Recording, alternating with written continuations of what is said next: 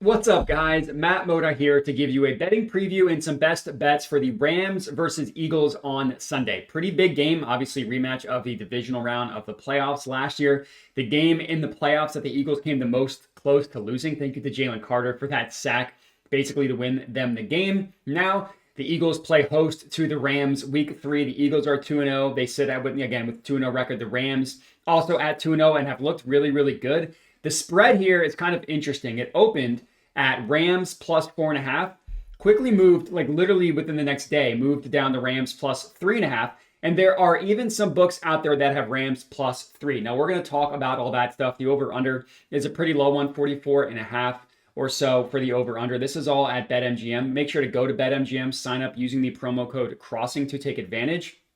And we're going to get into this game. Before we do that, real quick, I just want to do a quick recap of how last week went. The Chiefs game, admittedly not so great. We did cash out the under, which was in our early preview video. If you watched that one, that dropped Monday of that week.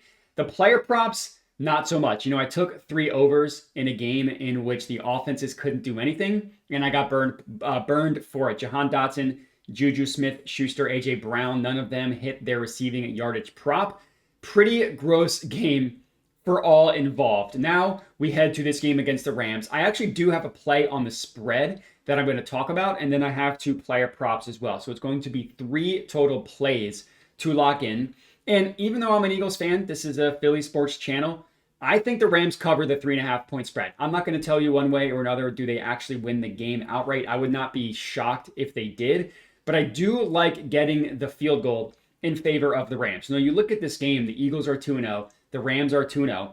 They've looked dramatically different in how they have gotten to 2-0. The Rams have looked really good. Their defense has been fantastic. Matthew Stafford has looked fantastic, where the Eagles, in week 1, it was interesting. Their defense for the first, 60% of the game couldn't do anything on defense, and then they really tightened up after that rain delay or the lightning delay. You wonder how much that impacted their defense. But then their defense was awesome in week 2 against the Chiefs. Very, very good defensive performance.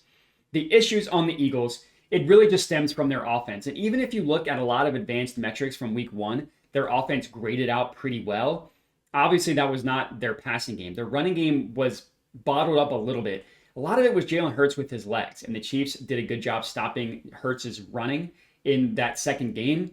And the Eagles' passing hasn't been able to do anything. Hurts has thrown for 101 and 152 yards through 2 games. And to me, the biggest issue with this Chiefs offense, it's not Hurts, who I actually think is doing really well. It's the play design, the play calling, and just the general scheme of the offense. Like the route designs and stuff just leaves a lot to be desired. The Eagles have also been really, really, really predictable with their tendencies. Like if they line up in certain formations, you just know for a fact that it's going to be a run or a pass, which just makes things a lot easier on the defense.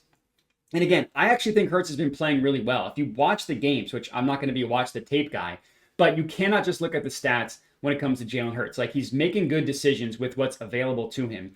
And he's been playing really well. Now, if you want to put the lack of creativity on offense, you think that's a Hurts thing, that's a different conversation. But from what the play calls are and what Hurts has had available to him, I actually think he's been really good. And again, it's really just the passing offense specifically. The rushing attack, yeah, they're not able to generate the same explosive plays that they did last year. That was never going to be the case.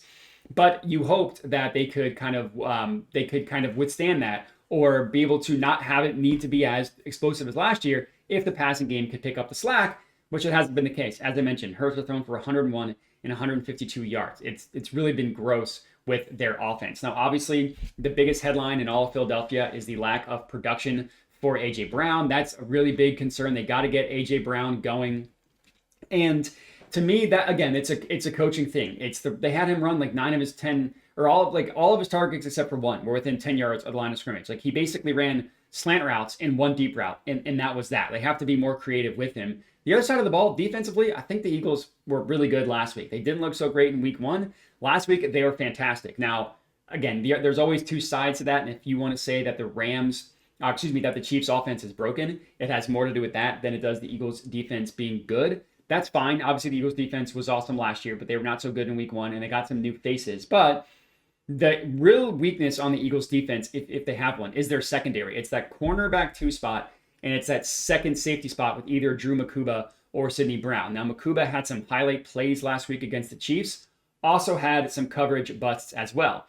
Now, you're going up against a Sean McVay offense, which we know is very good and creative and hard to defend. Matthew Stafford, who has looked absolutely fantastic through 2 games. There was a lot of concern with Stafford and his back in the offseason and in training camp. He's been fantastic. And then you got to defend Puca Nacua and Devontae Adams. And what makes the Rams offense so good, aside from the talent, is the way they move their receivers, and especially Puca, around the formation. He lines up in the slot, at the right, at the left cornerback. He runs a wide route tree. He'll get bubble screens. He'll go deep. He's just a really, really good player. And doesn't take a rocket scientist for someone like McVay to see the Eagles defense and say, all right, we're going to attack Adoree Jackson and we're going to attack whoever that second safety spot is.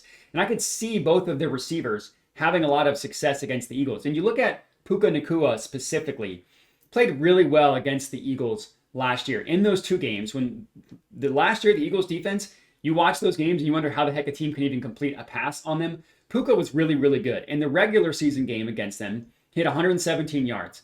In the playoff game, he had 97 yards against them, and that game was played in a blizzard. Now, we're going to talk about Puca in more detail, but Adams had a good game last week, heavily targeted. He could go off as well. And I really think Puca is going to have a matchup advantage in this one, which leads me to my next play. But to confirm, the first play, I like the Rams to cover the spread plus 3.5. But speaking of Puca Nacua, I like for him to record 7+ receptions at minus 130 odds. Obviously, the odds are gross at minus 130, but Puca's just been fantastic. His workload is fantastic. The matchup is really good. I just think that there's a lot to like backing Puca in this one. Now, I will admit, typically, when I'm looking at player props, my strategy, I call it fade recent results. The smarter way of phrasing that is positive regression. You look at what's happened recently and you bet the opposite of that, expecting things to swing back the other way. I am admittedly not doing this with Puca because he has gone over this number in both of the games to start the year. He has got 7 or more receptions. The workload he gets is just so consistent. He's such an important part of the offense. And the way they get him involved, it's just not anything that you can take away. So as long as Matthew Stafford's healthy, Puca's as good of a bet to get 7+ receptions as really there's ever been in the NFL. And you look at since the beginning of last year, you take out 2 games where Puca played limited snaps. One of them was due to injury. One of them was due to he got kicked out of the game for throwing a punch. You take those 2 games out, Puca has recorded 7 or more receptions in 10 of his last 13 games. Again, that includes 2 of 2 this year. So it was 8 of 11 last year. Only 3 times he did not record 7 receptions last year. And in this 13 game stretch, he's averaging almost 11 targets per game. 11 targets, you only need to catch 7. That's pretty reasonable. And again, the workload is just so consistent. And the way they move him around the formation, they get him on easy bubble screens, wide receiver screens, bubble screens, slant routes, anything that can kind of get you just 3 to 5 yards. And Puca has the ability to break one, like we saw him do on a handoff last week. Those are just easy receptions to juice up this number a little bit. And Puca played the Eagles twice last year, as I mentioned. Eagles had the best defense in the NFL last year, as I mentioned. In those games, one game Puca had 9 receptions. The other one, and this was in the playoff game, the Blizzard game, he only had 6. So he obviously would have gone under this number. He had 14 targets in that game. The Eagles defense was much better. And they were playing in a blizzard that really impacted the passing game on both sides. So I think that even in a good matchup, we know Puca can do it. And the Eagles, they got a good run defense. They got Jalen Carter back. They really didn't give up anything on the ground last week, again, after being shaky in week 1. But it's their secondary that I think is going to be weak. And to confirm, I looked at a couple sources just to see what advanced websites thought of this matchup. FTN has Puca as literally the 3rd best cornerback wide receiver matchup in the entire NFL. They have him being lined up mostly against Adoree Jackson based on where Puca lines up the majority of time and where Adoree Jackson lines up on the majority of the time. And then PFF doesn't give it like a number grade or letter grade, number grade out of 100 like FTN does. They just kind of list it as like, is this a great matchup, a good matchup, a fair matchup, a bad matchup, whatever. The highest rating that PFF gives is great. That's what they give to Puca Nacua going up against this Eagles secondary. So I'm expecting Puca to have a really good game in this one, hopefully getting us 7+ receptions. And then our third and final pick of the video, I'm ready to get hurt again. I'm going right back to A.J. Brown, taking him over 61.5 receiving yards This one is offered minus 110 odds at BetMGM.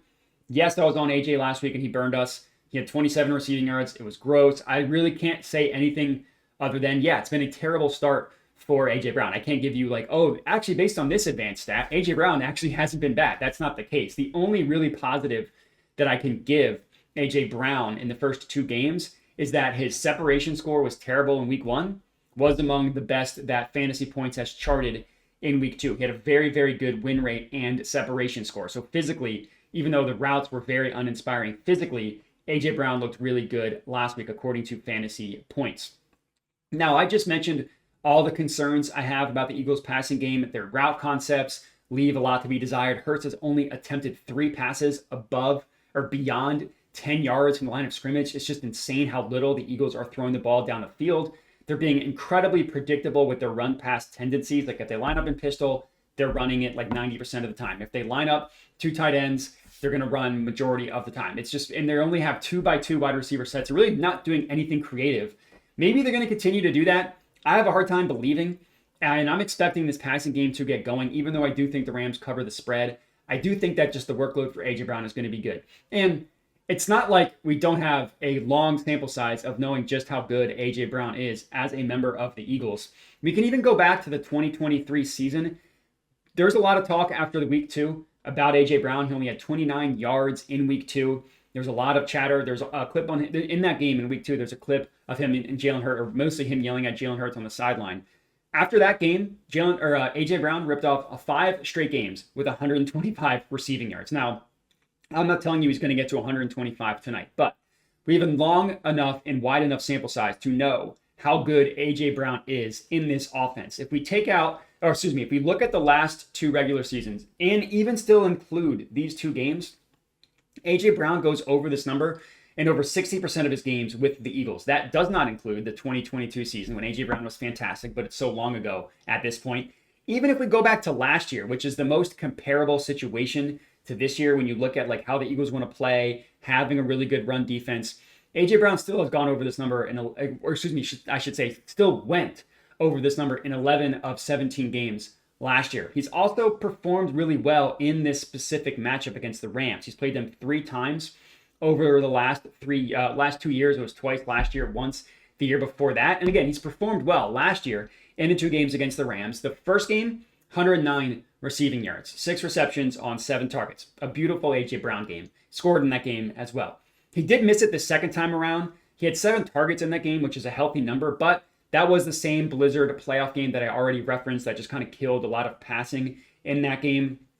And even if you look at the first game where AJ Brown had 109 receiving yards, guess what? Saquon Barkley ran for over 200 yards in that game. So even if you want to say that it doesn't matter, or I should say that Eagles going to run the ball and AJ Brown can't go over, we've already seen him do it in a game where Saquon Barkley ran for 200 yards. Then we go back to the 2023 season.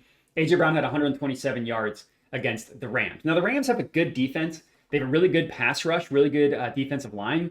They have some injury issues at cornerback. It kind of led them to give up some yards to the Titans last week in the air. Not terrible, but both Calvin Ridley and Elik Ayumanor went over their receiving yardage prop last week against the Rams. And looking at the same sources, FTN and PFF, good matchup for AJ Brown. FTN has AJ Brown with the 4th best matchup of all week 3 receivers. At PFF also lists him having a great matchup as well. So I'm expecting AJ Brown to play well in this one, and that's all we got. So 3 bets, 2 player props, Rams plus 3.5, Puca Nacua 7+ receptions, AJ Brown over 61.5 receiving yards. Thank you everybody for watching. Remember to go to BetMGM, sign up using the promo code CROSSING. Remember to like this video, comment, and subscribe. Make sure to bet responsibly, and have a good one. Must be 21 or older in participating states. Gambling problem? Call 1-800-GAMBLER. See terms and conditions in the description of the video.